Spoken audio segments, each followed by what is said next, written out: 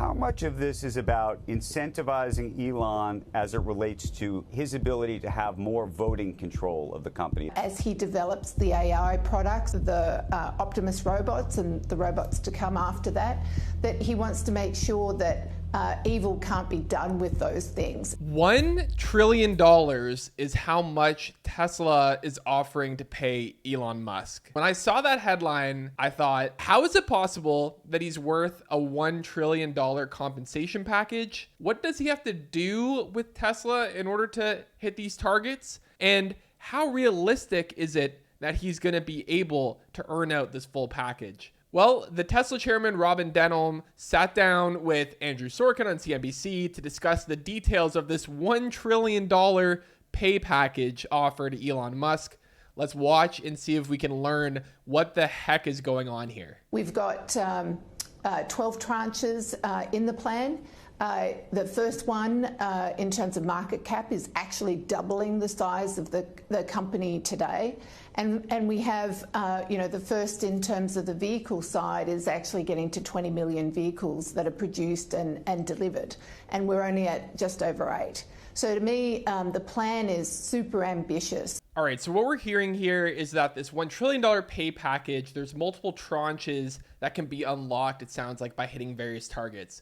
One of which it sounded like is doubling the valuation of Tesla as it is today, which is already really high. And the other is delivering 20 million vehicles when to date they've only delivered about 8 million. So what we're starting to frame up here is Tesla has really, really lofty goals.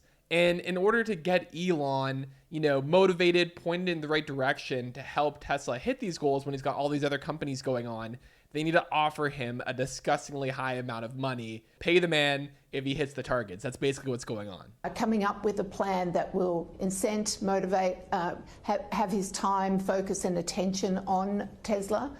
We needed to come up with a plan that was super ambitious. The main thing here is motivating Elon. So you're someone like Elon Musk. You have your hands in so many other different places of the economy right now. You've got the Boring Company, you've got Starlink going on, you've got Neuralink, you've got XAI, Grok. You have all of that happening. So Tesla feels like the only way they can get the most out of Elon to reach this high goals that they have for the company is to offer him $1 trillion. It's quite amazing that the only thing that can motivate Elon Musk at this point to focus on Tesla is $1 trillion. Oh my gosh. How realistic is the plan in your mind versus, and you use the word in the letter, aspirational goals? Yes, very aspirational. And so, yes, is it realistic? You yourself and many others, when we put out the 2018 plan, thought that they were ridiculous numbers. So it's an interesting question. How likely is it that Elon's going to hit these targets and make this money? The chair here, Denholm, refers back to the situation that happened with the 2018 plan, where basically Tesla offered Elon Musk this payment plan, no salary, no bonuses. He had to drive the value of Tesla up to $650 billion alongside some other targets, which seemed very, very unlikely. However the heck he did it, he actually accomplished that goal. And as a result, he was supposed to be awarded a $55 billion compensation package until a Delaware court struck it down. Now Elon's appealing it, and there's a whole bunch of, drama and stuff around that. The point is, it's been offered in the past, these kind of lofty compensation packages, and he actually did hit the last one. So how likely is it that he's going to hit this one? Well, it's been done before. Just so I understand the details of this plan, there are these different milestones in terms of the market cap of the company. So, for example, you effectively have to double, you got to get it to $2 trillion for the first milestone. But then, for example, like the EBITDA number has to 3x what it is today. Yeah, so again, we've constructed this plan so that shareholders get outsized returns. For us, it is all about shareholder value creation, and the plan reflects that. So this is a good key point, because you might be thinking, if they're paying Elon $1 trillion, like, how is it possible that this is good for Tesla? Like, couldn't they be using this money in any number of ways to grow the business better? But the concept here is that if you're trying to increase shareholder value, if you heavily incentivize the one man who has the best chance at drastically increasing shareholder value. He is going to go out, create all this value, drive the valuation up, and then his $1 trillion is actually a fraction of the amount of value that's going to be created through hitting these targets. How much of this is about incentivizing Elon as it relates to his ability to have more voting control of the company? That's something that he's talked a lot about for a long time. And obviously he's been very public about getting additional voting powers so that as he develops the AI products and the AI deliverables and the Optimus robots and the robots to come after that, that he wants to make sure that evil can't be done with those things. And so having some sort of voting power in order to prevent that bad things happening is a motivator for him. I love the framing of that as Tesla is now shifting from not just purely, cars, electric vehicles, self-driving,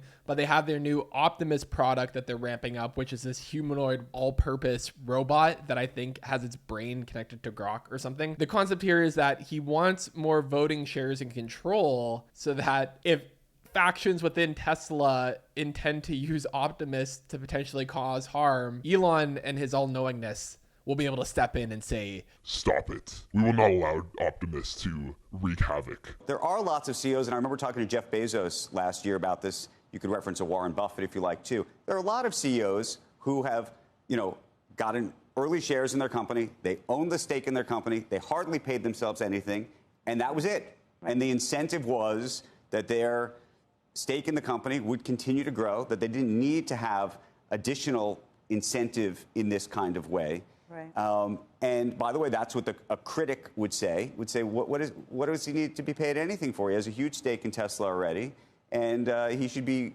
continue to work because that unto itself should be the incentive. He's already directly incentivized to grow the valuation of the business. Like, why does he need this additional $1 trillion incentive package? And why are they even offering it to him when if he's able to, double the valuation of the company, like in theory, he doubles his net worth that's driven from the company. Like, why does he need all this extra stuff? He has these sort of multiple interests, which we're seeing, right? So he's got SpaceX and he's got Neuralink and he's got the Boring. And so the board has sort of a different situation on its hands. He has so much potential, different ways through different businesses that he's working on to increase his net worth, that just growing Tesla as a concept isn't enough to motivate him because of how much he can make from any of these other places that maybe have more high growth ahead of them. I mean, what if Jeff Bezos had gone off and started Amazon Web Services as a separate company and not built that into Amazon? Well, what if, you think about what if Warren Buffett had taken every major acquisition he purchased and turned it into a separate company? It's a different thing to try and keep the attention of someone who's basically like ADD, who goes off and does different things. The XAI one is the craziest. The fact that he bought Twitter, turned it into X, and that wasn't enough, but he also built a full LLM product out of seemingly thin air. I need to study history books, business books on how that one was done. There's a shareholder proposal this morning that has been included in the proxy this year, so shareholders will actually vote on it. Effectively for Tesla to take an investment stake in XAI. What's going on here is he's looking at his different businesses and he's saying, well, maybe we're starting to cap out growth on Tesla. Sales are stalling a bit, but XAI is a rocket ship. If I can just take my Tesla capital that I have over here and use it to invest with XAI, which is the next big rocket ship, that allows me to hit all of these targets with Tesla in maybe an unconventional way, maybe not the car delivery ones, but the valuation ones. It checks off some of those tranches, some of those boxes, and it helps, add jet fuel to the rocket ship, which is funny because it's not SpaceX, but of XAI and its gangbuster growth. When you're making the move to become a trillionaire, the chess pieces that you can pull, the different businesses that you have your hands on, it's fascinating. XAI, by the way, is now inside of, and Grok is being used, not just there, inside the cars. So Tesla is already using some of these services. I think there's a decent chance that you will see, I don't know, a full-on merger, but it would not be shocking if Tesla took a big stake in XAI. And then Which is how you would get to some of these milestones, because how do you get to $8.5 trillion?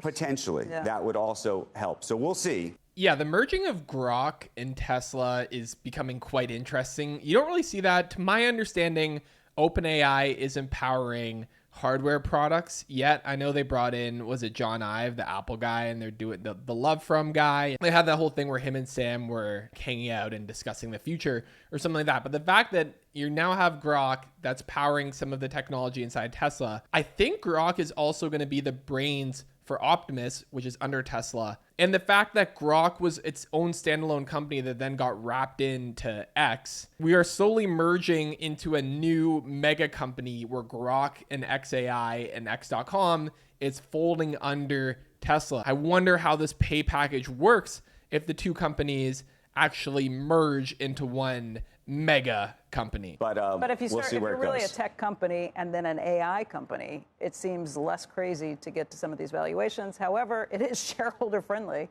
Right. You know, he's not making money unless the shareholders make it, and then he still can't cash out for a long time. These two targets I'm seeing here on what he needs to get done by 2030, delivering 1 million robots is basically like 1 million Optimuses, and 1 million robo-taxis on the street operating. That's just going to be such a massive transformation of society. Is that too grand to say? In the next 5 years, it's not going to be uncommon for you to walk around in a big city and not see at least one Optimus robot doing something at some major retailer. There is a world where by 2030, you might walk into a Uniqlo and there could be just an Optimus wandering around folding shirts or something. This is like the Jetsons coming to real life, all because of one man, essentially, which is nuts. I'm Calvin Caracciolo. Thanks for watching this video, and get ready for our Optimus overlords to take over a town near you. See ya.